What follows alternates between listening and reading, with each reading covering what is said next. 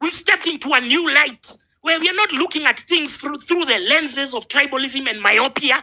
We are now better people. We have used the tools at our disposal to further our understanding, so that you can know that the problems which are in Homa Bay, that can you imagine people are staying overnight so that you can secure a seat in a stadium, because that's the only place with electricity in the middle of nowhere. So we were not trolling them. We were sympathizing with them, because this is state-sponsored disenfranchisement. This is planned poverty. We want to move to step into the element of shared prosperity. How can we do that while you're still holding on to Neanderthal relics? You're still holding on to old colonial structures of tribalism. That's how they were able to rule us. That's how they were able to appropriate our land and resources.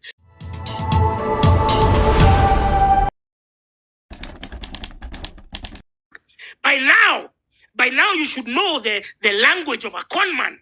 You should know the language, the fraudulence of a conman.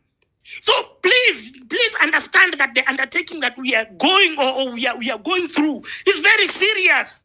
This is not the time for your jokes. We finish this. It is very simple. We are asking you of a small sacrifice to be focused for a couple of weeks. We finish this undertaking, and then we revert back to our social lives, to whatever we were doing before. If you are able to commit your time to do your exams or to study for 4 years not knowing, why do you want a guarantee of what's on the flip side of the revolution? You went to school for 16 years, primary, high school, university, without knowing whether you'll get a job or not, but you still went nonetheless. Because you understand the concept of delayed gratification. It's the same thing with the undertaking that we are doing right now. Nobody knows what's on the flip side of the revolution, but it's definitely better than the bullshit that we are having right now. That there are no hospitals, the SHA and SHIF is not working. These guys want to mortgage the airport. These guys unaona Kiburi Merudi every day. Aaron Cheriot, you can hear him talking smack, talking shit. Even Sud Nyakundi the other day. Because he's there, he's trying to grab land. And then when we are talking about this tribalism, don't forget tribalism is an agenda we overcame. It does not exist anymore in our vocabulary. They are touting it, or they are hyper-escalating it to keep you preoccupied, to craft the illusion that tribalism is still a factor. It is not. It is not. If it was, then when Rigathi was being impeached, we would have been in the streets, all of us. We would have been saying, Murima isiguzwe. But what do? We said, Kufa Darava, Kufa Makanga, like fuck Gashagua. He's just trying right now to reinvent himself with media and influencers, but he is a nobody. The metrics and the numbers that were being used, if you remember Mutahinguni, that senile old bastard, he was hyping this tyranny of numbers to try and escalate that this is how we are divided by tribes. Let me tell you, we have overcome all of those constructs that were imposed on us by these propagandists, these foreign agents. If you look at David D at one point worked for World Bank and all this. So these people are not us. They try and sell an illusion so that you can accept it as your reality. And the overall objective of this is to induce voter apathy. How? I was having a discussion with the Americans about this. Is look at the numbers, because numbers don't lie. In the 2022 elections, and I keep repeating this, I don't understand why you stupid idiots don't grasp it, so that you cannot talk about tribalism again.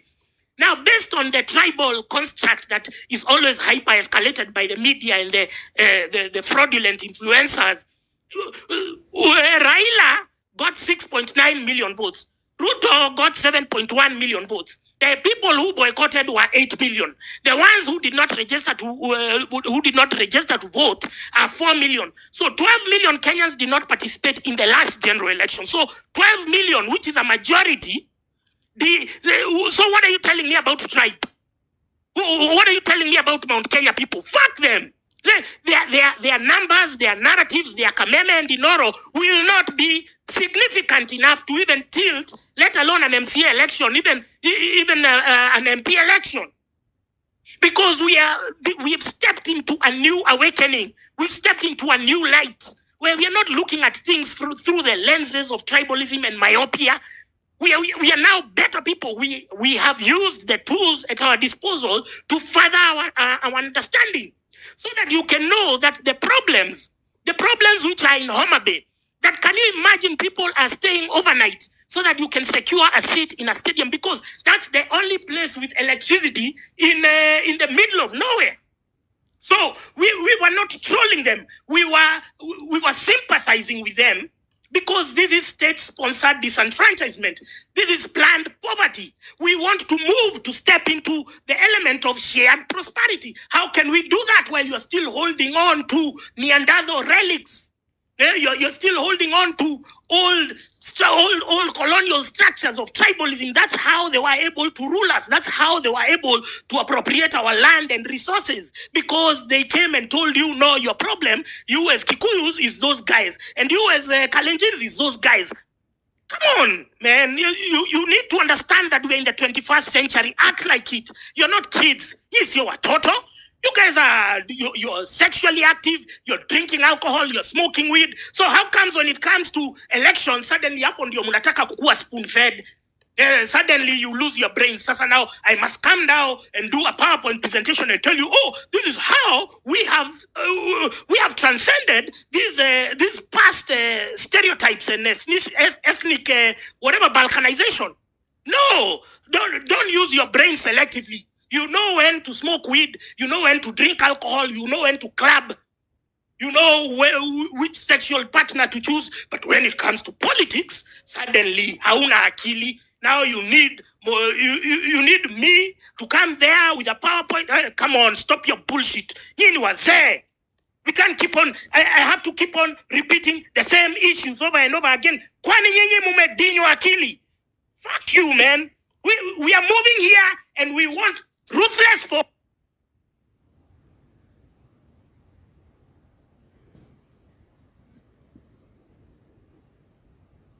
Samuel is an infiltrator. It took some constellation of events. That's when, I think Gaitho was right. Gaitho, we were not familiar with the game. Fuck you. I've never been wrong. We cannot keep on the other day, we saw all these people who have hemorrhage. Let me tell you, I have no problem if you decide to vie for MP or whatever. Please do not do it on the backs of the Gen Z movement. I saw Kalonzo, anytime they open their mouths, like, Amalwa, Gen Z. Come on. We have our focus, which is not about 2027. It is not about all these other side shows that they've superimposed on us. When we started saying about Okiya Omtata, why that he has launched his presidential bid, we were asking why, and then he had skillfully cherry-picked some influential ex-people to make it look like he's a Gen Z candidate. And then we're asking, this was not our agenda. Where were you before the protest? We didn't see you anywhere in the maandamano. So suddenly, you think you want to be president just because you want to take advantage of a wave of change that you did not even participate. You were not even part of. That is the politics of opportunism that we are trying to run away from. So now, getting people to understand that I have no problem with Okiya Omtata vying. I have no problem with him vying. It is the timing. It is the element of trying to hijack our movement. And so, thank you, Amerix. I could speak for the whole day, but I hope you also have subscribed to francisgaitho.com. That's all I can say. Yes, yeah. Thank you very much, Francis.